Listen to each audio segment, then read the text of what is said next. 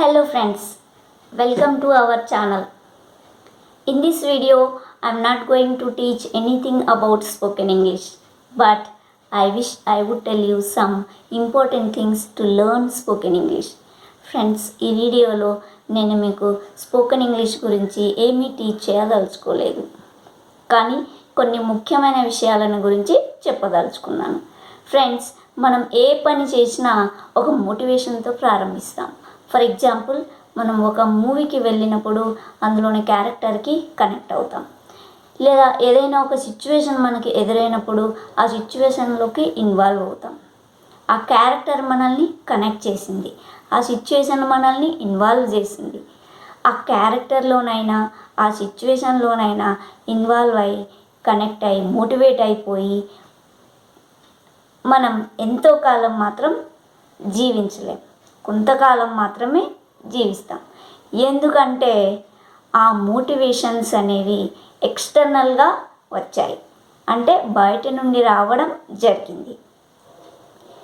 Motivations మన లోపల నుండి వచ్చే, అంటే మన ఇన్నర్ క్యారెక్టర్ నుండి మాత్రమే బయటికి రావడం జరగాలి. అంతేగాని ఏదో ఒక క్యారెక్టర్కి కనెక్ట్ అయిపోయి లేదా ఏదో ఒక సిచ్యువేషన్లో ఇన్వాల్వ్ అయిపోయి వచ్చే మోటివేషన్స్ అనేవి లైఫ్ లాంగ్ ఉండవు. మరి మనం ఎందుకు మోటివేషన్ పొందాలంటే, మనం ఏ పని చేసినా మోటివేషన్ అనేది ఉంటే అందులో తప్పేంటి రైట్ ఏంటి అనేది మనకి తెలుస్తుంది. ఇక్కడ ఒక చిన్న స్టోరీ ఫ్రెండ్స్. ఒక ఎగ్ ఉంటుంది, అందులో ఒక లైఫ్ ఉంటుంది. లైఫ్ అంటే కోడిపిల్ల. ఆ ఎగ్ ప్రెస్ చేస్తే, బయట నుండి ప్రెస్ చేస్తే బ్రేక్ అవుతుంది, లోపలలో ప్రాణం చనిపోతుంది. అదే ఎగ్ లోపల నుండి బ్రేక్ అవుతూ బయటికి వస్తే లోపల ఉన్న ప్రాణం బ్రతుకుతుంది. సో ఫ్రెండ్స్, బయట నుండి వచ్చే మోటివేషన్స్, అంటే ఎవరి నుండో బయట వారి నుండి వచ్చిన మోటివేషన్స్ వలన మన ఇన్నర్ క్యారెక్టర్ అనేది చనిపోతుంది.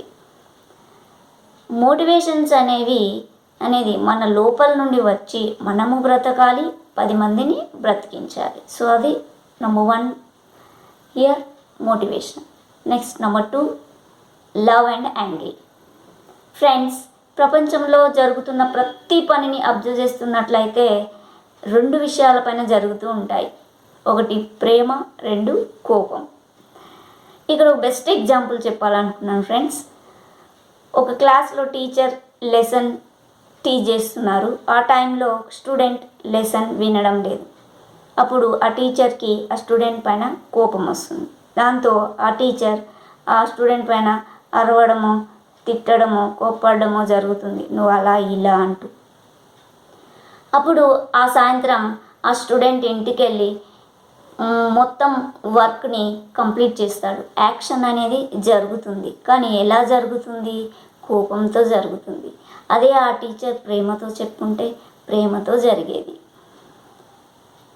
ఏ పనైనా కోపంతో చేసినా జరుగుతుంది, ప్రేమతో చేసినా జరుగుతుంది. కోపంతో చేసినప్పుడు నెగిటివిటీ అనేది వస్తుంది, ప్రేమతో చేసినప్పుడు పాజిటివిటీ అనేది వస్తుంది.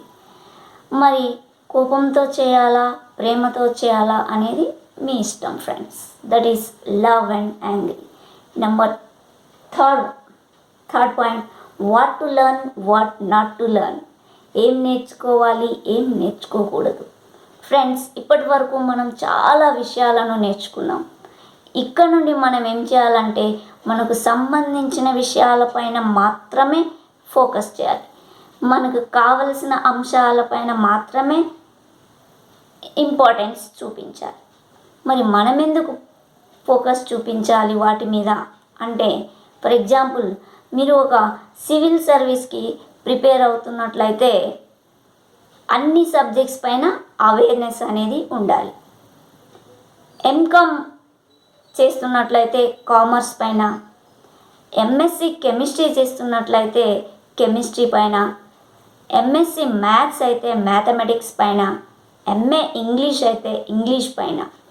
అంటే మనం ఎంచుకున్నటువంటి కోర్స్ ఏంటి, మనం చదువుతున్నటువంటి చదువు ఏంటి, ఆ చదువులో సంబంధించిన నాలెడ్జ్ ఇంప్రూవ్ చేసుకోవడానికి మాత్రమే మనం ఫోకస్ చేయాలి. మిగతా నాలెడ్జ్ గురించి మనకు అవసరం లేదు.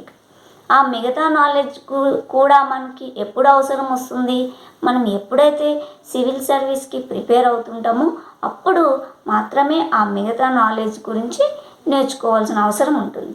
అంతేగాని అంటే ఇక్కడ నేను మిగతా నాలెడ్జ్ నేర్చుకోవద్దు అని చెప్పడం లేదు. ముందుగా మనకి సంబంధించినటువంటి సబ్జెక్ట్స్ పైన నాలెడ్జ్ ఇంప్రూవ్ చేసుకున్న తర్వాత టైం ఉన్నప్పుడు ఆ మిగతా నాలెడ్జ్ పైన ఫోకస్ చేయాలి.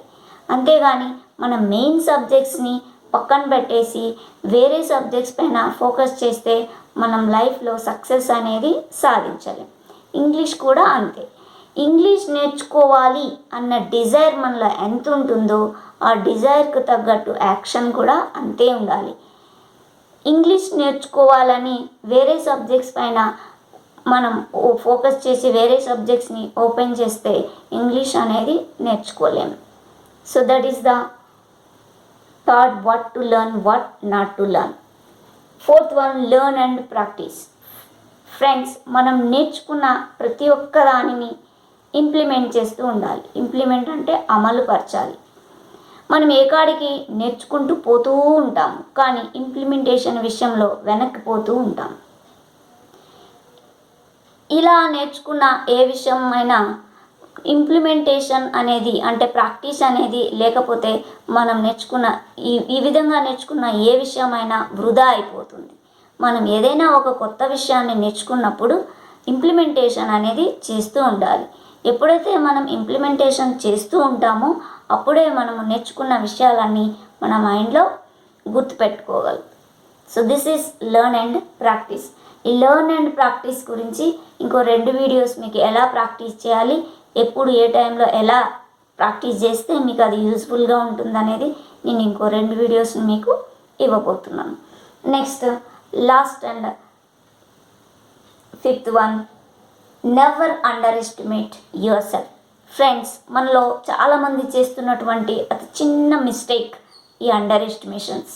అంటే మనల్ని మనం తక్కువ అంచనా వేసుకుంటుంటాం. ఎందుకు మనల్ని మనం తక్కువ అంచనా వేసుకోవాలి? మనల్ని మనం తక్కువ అంచనా ఎప్పుడైతే వేసుకుంటుంటామో అప్పుడు ముందుకి వెళ్ళలేం, సక్సెస్ అనేది సాధించలేం. మనలో చాలామంది తక్కువ అంచనా వేసుకుంటుంటారు. ఎలా? వాళ్ళు మనకంటే చిన్నవాళ్ళు అయినప్పటికీ వాళ్ళకి అంత నాలెడ్జ్ ఉంది, వీళ్ళు మనకంటే తక్కువ వాళ్ళు అయినప్పటికీ వీళ్ళకి ఇంత నాలెడ్జ్ ఉంది అని ఇలాంటి అండర్ ఎస్టిమేషన్స్ వేసుకోవడం వలన, మనల్ని మనం తక్కువగా చూసుకోవడం వలన మనం లైఫ్లో సక్సెస్ అనేది సాధించలేం. ఫర్ ఎగ్జాంపుల్, మనందరికీ స్వామి వివేకానంద గారి గురించి తెలుసు. సర్వమత సమ్మేళనంలో చికాగోలో స్వామి వివేకానంద గారు మొట్టమొదటిసారి ఇంగ్లీష్లో స్పీచ్ ఇచ్చారు. స్వామి వివేకానంద గారు ఇంగ్లీష్లో స్పీచ్ ఇవ్వడానికి ముందు అతను పడ్డ కష్టాలు మనందరికీ తెలియకపోవచ్చు, కానీ అక్కడ స్పీచ్ ఇవ్వడానికి ముందు వివేకానంద గారు ఇంగ్లీష్లో మాట్లాడలేదు. ఇంగ్లీష్ చదివారు, నేర్చుకున్నారు. కానీ ఎప్పుడైతే చికాగోలో మొట్టమొదటిసారి ఆ పెద్ద సభలో స్పీచ్ ఇచ్చారో ఒకేసారిగా ప్రపంచవ్యాప్తంగా చాలా ఫేమస్ అయిపోయారు. మరి ఆ రోజు స్వామి వివేకానంద గారు తనను తాను తక్కువ అంచనా వేసుకుంటే ఈరోజు మనం స్వామి వివేకానంద గారి గురించి మాట్లాడుకునే వాళ్ళమా? లేదే. ఎప్పుడైతే మనల్ని మనము తక్కువ అంచనా వేసుకుంటుంటామో అప్పుడే మన పతనానికి మనమే నాంది పలికినట్లు అవుతుంది. So friends, don't under estimate your self. మిమ్మల్ని మీరు ఎప్పుడు తక్కువ అంచనా వేసుకోవద్దు. ఫ్రెండ్స్, ఈ 5 పాయింట్స్ని ఎవరైతే ఇంప్లిమెంట్ చేస్తారో వాళ్ళు డెఫినెట్గా ఇంగ్లీష్ లెర్నింగే కాదు, ఇంగ్లీష్లో మాట్లాడడం కూడా 100% జరుగుతుందని మీరు మా వీడియోస్ని ఫాలో అయితే తప్పకుండా జరుగుతుంది. సో ఈ వీడియో మీకు హెల్ప్ఫుల్గా ఉంటుంది అనుకుంటున్నాను friends. If you like my explanation, please like, share and subscribe. And ఇంకో మంచి వీడియోతో నెక్స్ట్ చెప్పాను కదా, లెర్న్ అండ్ ప్రాక్టీస్ నుంచి ఇంకో 2 వీడియోస్ ఉంటాయి ఎలా ప్రాక్టీస్ చేయాలనేది. ప్రతి ఒక్క వీడియోలో ఒక ఇంపార్టెంట్ థింగ్ ఉంటుంది. అది మీరు గ్రహిస్తే డెఫినెట్గా ఇంప్లిమెంట్ చేయొచ్చు, మీరు నేర్చుకోగలరని నా ఉద్దేశం. So thank you. జై హింద్, జై భారత్, వందే మాతరం. Signing out, doctor Sharma.